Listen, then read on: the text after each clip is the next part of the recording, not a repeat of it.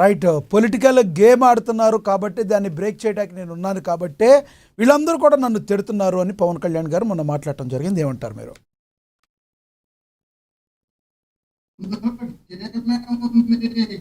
మాట్లాడడానికి అవకాశమే లేదు కదా.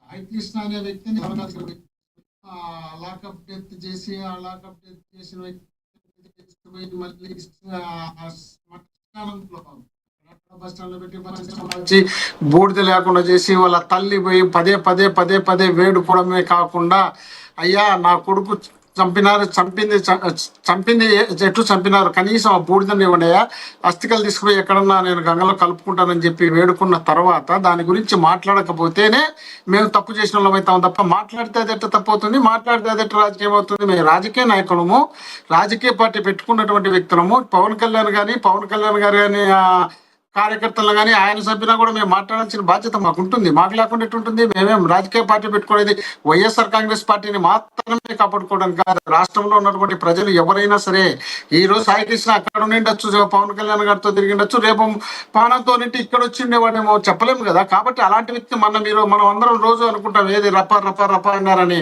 ఆ రప రప క్యాండిడేట్ ఫస్ట్ తెలుగుదేశంలో ఉన్నటువంటి క్యాండిడేట్, తెలుగుదేశం పార్టీ నుండి మొన్న అధికారంలోకి వచ్చిన తర్వాత బయటకు వచ్చి అతను వచ్చి ఆ ఫ్లెక్సీ పట్టుకొని తిరిగినాడు. అతన్ని పరిశోధన చేస్తే పూర్తి తెలుగుదేశం పార్టీ సభ్యత్వం ఉన్నటువంటి వ్యక్తిని జగన్మోహన్ రెడ్డి గారు ప్రెస్ మీట్ లోనే పెట్టి చూపించినారు. అంటే ఈ ఈ విధమైనటువంటి అభిప్రాయం ప్రజల్లో ఉంటుంది. ఆ ప్రజల్లోనూ మనం కాపాడుకోవాల్సిన బాధ్యత రాజకీయ పార్టీగా మాకు ఉంటుంది. వాళ్ళు ఇష్టం వచ్చినట్టు అధికారంలో మేము ఉన్నాం, మా ఇష్టం వచ్చింది చేస్తాం, మేము చెప్పినట్టు నడుచుకోవాలా. మీరు కులాలు మాట్లాడకూడదు, మతాలు మాట్లాడకూడదు, ప్రాంతాలు మాట్లాడకూడదు, మేము ఏమి చేసినా మీరు మాట్లాడకూడదు అనే అభిప్రాయాన్ని తీసుకురావడమే తప్పు కదా.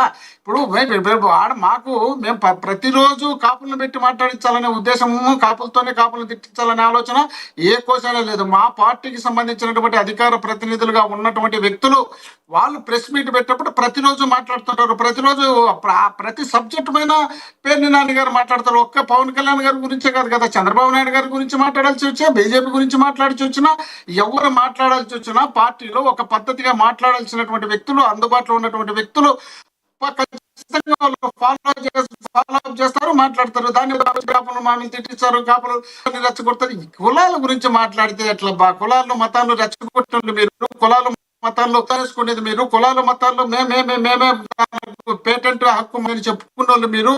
మొన్నటి వరకు అధికారంలో మేము ఉన్నప్పుడు దేవుళ్ళను గుళ్ళను మేము పడగొట్టామని చెప్పిన వాళ్ళు మీరు. లాస్ట్ కు మీరే మొత్తం రాష్ట్రంలో ఉన్నటువంటి గుళ్ళు గోపురాలు అన్ని అపచారాలు చేస్తున్నటువంటి వ్యక్తులే మీరు. మీ పార్టీకి సంబంధించిన వ్యక్తులు, తెలుగుదేశం పార్టీకి సంబంధించిన వ్యక్తులు గుళ్ళపైకి ఎక్కి శివుని విగ్రహం పాల్గొడతారు. అదేమయ్యా ఎందుకు పని చేస్తున్నారంటే పూజారికి నాకు సరిపోలేదు పాల్గొట్టినామంటారు.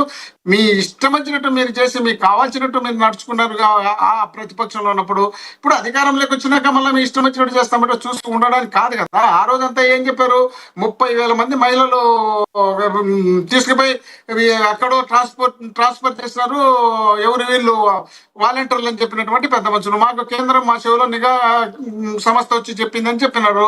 తర్వాత అవన్నీ అబద్ధాలు అయిపోయినాయి. మీరు అధికారంలో ఉన్నప్పుడు సుగాలి ప్రీతి అమ్మాయిని చంపినారు, మీరు అధికారంలో ఉన్నప్పుడే చంపినారు. చంపిన తర్వాత ఆ అమ్మాయికి సంబంధించి మేము న్యాయం చేస్తే మీరు అమ్మాయిని మళ్ళీ వాడుకోవడానికి ఆ ఎలక్షన్ లో 19 నుండి 24 వరకు బ్రహ్మాండంగా వాడుకొని ఆ తర్వాత మళ్ళీ మీ దగ్గరికి వచ్చే మీరు వాళ్ళు మీరు వీళ్ళు మతాల గురించి ప్రజలు చూస్తూ ఉన్నారు. దాని గురించి ఒకసారి ఆలోచించాలి. మనం ఏం మాట్లాడుతున్నాం, ఏం మాట్లాడినామని ఆలోచన చేయాల్సిన బాధ్యత ఒక పార్టీ పెట్టినటువంటి వ్యక్తిగా, ఒక డిప్యూటీ ముఖ్యమంత్రిగా మీరు చేయాల్సిన బాధ్యత మీకుంది. మీరు అది వదిలిపెట్టి వాళ్ళు ఎవరో తిడితే నేను నవ్వుతా, వాళ్ళు ఎవరో తిడితే నాకు ఇమ్యూనిటీ పెరిగింది, వాళ్ళ ఇమ్యూనిటీ పెరగడం వల్ల వాళ్ళకి సీట్లు వచ్చినాయి ఇష్టం చెప్పుకుంటున్నారు. గతంలో కూడా చెప్పాను, నువ్వు నా తల్లిని తిట్టావు, నిన్ను క్షమించను, నీ పార్టీని పాతాలోకానికి తొక్కేస్తా చెప్పినారు. మళ్ళీ పోయి వాళ్ళతో కలుసుకున్నారు. మీ మాటలో ఎవరన్నా పట్టించుకునే పరిస్థితిలో రాష్ట్ర ప్రజలు లేరన్న విషయాన్ని మీరు గుర్తుంచుకోండి. మీరు అంత సంతోషంగా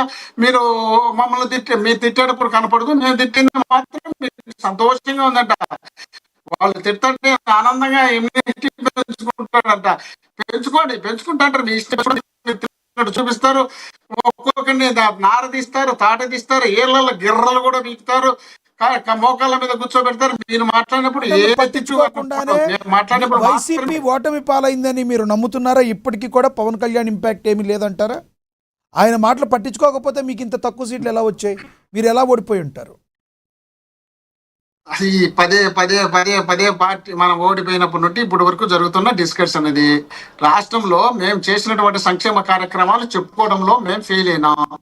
మేము చేసినటువంటి పథకాలు మేము చెప్పుకుంటారు ఫెయిల్ అయినామని మా నాయకుడు జగన్మోహన్ రెడ్డి గారి తర్వాత వీళ్ళేమి మేము చెయ్యని పనులన్నీ మాకు అంటగట్టారు. ఇప్పుడు డాక్టర్ సుధాకర్ అంటారు మేమేదో తీసుకుపోయి చంపినామంటారు. అతను సరే, మత్తు ఇవన్నీ పక్కన పెడితే కేవలం పవన్ కళ్యాణ్ గారు ఇంకో ఆరోపణ చేశారు. వైసీపీ కాదు సార్, వైసీపీ పార్టీ సంక్షేమ పథకాలు ఇచ్చింది. సంక్షేమ పథకాలు ఒకటి ఇచ్చి మీరు చేతులు దులుపుకుంటే సరిపోద్దా? మీరు రోడ్లు ఎక్కడ వేశారు? సరైన వసతులు ఎక్కడ కల్పించారు? మౌలిక వసతులు. కాబట్టి ప్రజలకి అవి కావాలి అని చెప్పి దాని మీద కూడా కమెంట్ చేశారు. నిజంగానే మీరు రోడ్ల ఐటంలో మరి పవన్ కళ్యాణ్ గారు ఆరోపించినట్టు దానిలో వాస్తవం ఉందంటారా? విఫలమయ్యారా మీరు?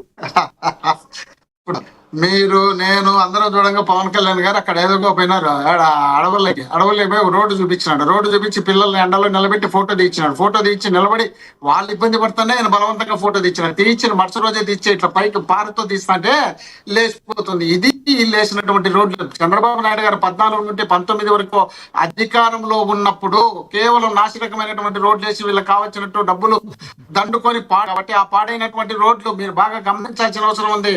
3 సంవత్సరాలు అధికారంలోకి వచ్చిన సంవత్సరం తర్వాత 2 సంవత్సరాలు 3 సంవత్సరాలు రోడ్ల మీద తిరిగినటువంటి సందర్భాలు చాలా తక్కువ ఉన్నాయి. రోడ్ల మీద తిరుగుతాయంటే రోడ్లు వేస్తేనే సంవత్సరానికి 6 నెలలకు పోయేది కాదు. రోడ్లు నుండి పరకు రోడ్లు ఉంటాయి. మరి మీరు వేసినటువంటి రోడ్లు మీరు నాశనకం వేసినటువంటి రోడ్లన్నీ కొట్టుకొని పోయి వానలో అధికంగా వచ్చిన తర్వాత జగన్మోహన్ రెడ్డి గారు ముఖ్యమంత్రి అయిన తర్వాత వర్షాలు బాగా వచ్చిన తర్వాత రోడ్లు కొన్ని చోట్ల ప్యాచ్లు పడిండేది వాస్తవమే. ఆ ప్యాచ్లకు బ్రహ్మాండంగా 23,000 కోట్లు దాదాపు కేటాయించి మేము వర్కులు. సో గత వైసీపీ ప్రభుత్వ హయాంలో రోడ్లన్నీ కూడా అత్యద్భుతంగా ఉన్నాయి.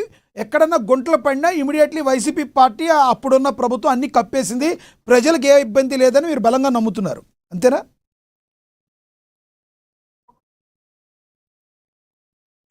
మోహన్ రెడ్డి గారు మేము రోడ్లు బ్రహ్మాండంగా లక్ష్మణ్ చెప్పండి. వాళ్ళు అధికారంలో ఉన్నప్పుడు రోడ్లు సక్రమంగా చేసి ఉంటే అది దెబ్బతినేది కాదు కదా. వీళ్ళు చేయడమే నాశనకమైనటువంటి పనులు డబ్బుల కోసం